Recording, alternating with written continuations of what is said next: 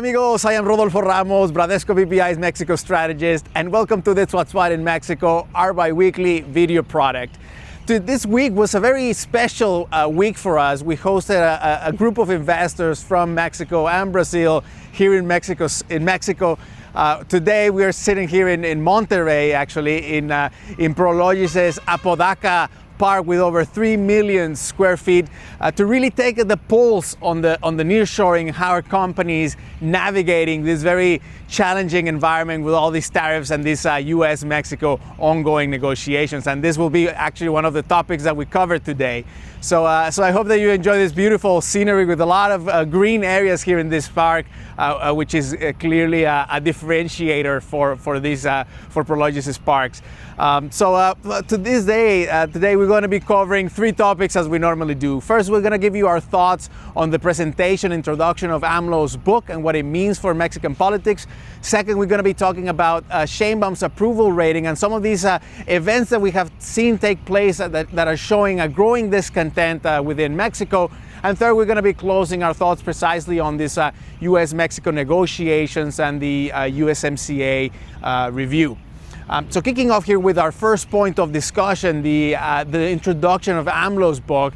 This was not a surprise to anyone. We knew that AMLO had been working on this book for over a year now, that basically goes into the indigenous origins of Mexican culture.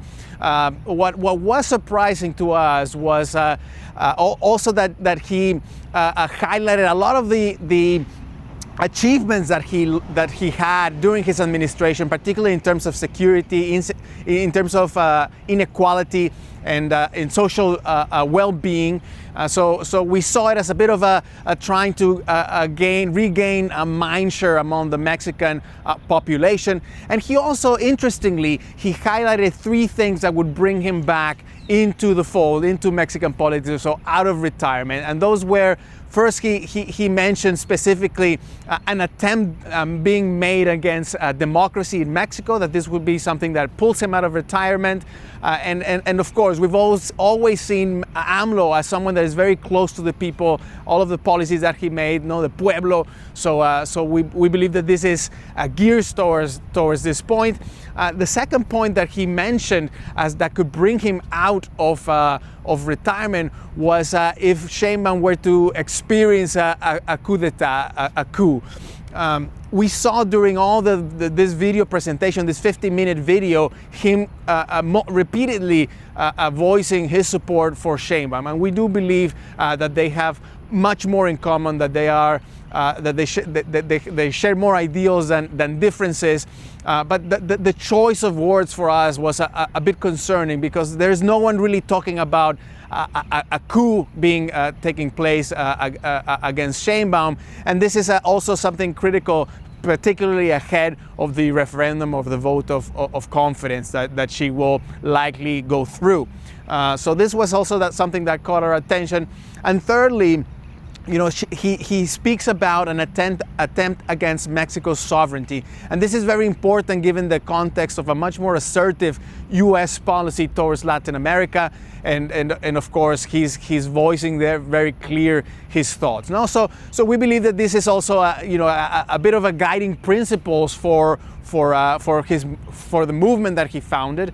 He of course is expecting everybody to take notice, But we did see this event as a much less sensational, and he could have made much more out of this event. He could have made a tour around the country in different areas, and that wasn't the case. So we have been of the idea that AMLO has given Sheinbaum her space, and of course she continues to make a very different policy direction in different areas that are very relevant for investors. We recently saw her replacing AMLO's Attorney General, for example. This was a move that showed how she's starting to populate a lot of these areas that were left before to AMLO. So we got a bit carried out here on this first point, but very relevant for Mexican politics.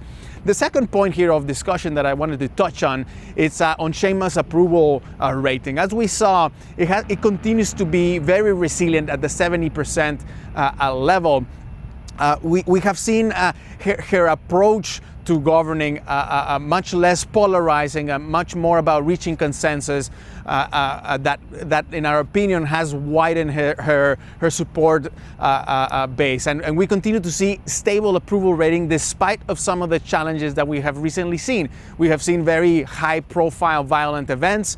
We've started to see some demonstrations, and we see a couple of areas that have been weak on her government. At least the most recent polls, that's what they show us, particularly in regards to corruption and organized crime, which continues to take be a big priority for her government. But we believe that more concrete results will continue to have to be the case for this to stop being a concern or to be so present in the overall narrative. So that was the second point. And just to close us here on this U.S.-Mexico negotiations, it's clear that they are being, these negotiations have been much more complex than initially expected. We had heard Marcelo Ebrard previously saying that these negotiations on Section 232 tariffs could have already concluded in November. We're already in December, and that hasn't been the case.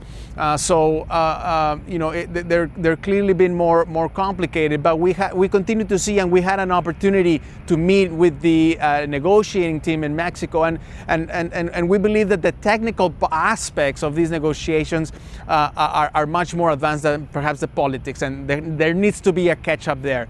We'll have to see whether there is a brief, perhaps, a meeting between Sheinbaum and Trump already this week. But we believe that an in-person meeting could really help bring these negotiations forward faster, particularly around these tariffs. The USMCA review process continues to carry its official timeline, and we do expect the USTR to send a report with all of these findings, recommendations to Congress already in January, and and the review to conclude in July of 2026. So this is the official timeline. Of course, the Mexican negotiators are trying to address all of these non-trade barriers that the U.S. have talked about. The more heavy lifting is done earlier, the better this review will go later next year.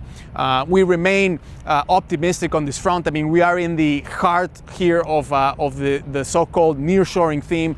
And Mexico already stands in a much better relative place in terms of tariffs versus the rest of the world at a lower than 5% effective tariff. So we do believe that places such as this one that I'm sitting here today are going to continue thriving and remain very, very dynamic as companies continue to rely in Mexico and in this North America bloc to structure their supply chains and reach the U.S. market. So this is what we had for you today. This beautiful day here in beautiful weather that I was able to escape from New York. I hope you found it useful. If you need more information, feel free to reference to our reports and social media as well. Take care, amigos. Until the next one. Ciao, ciao.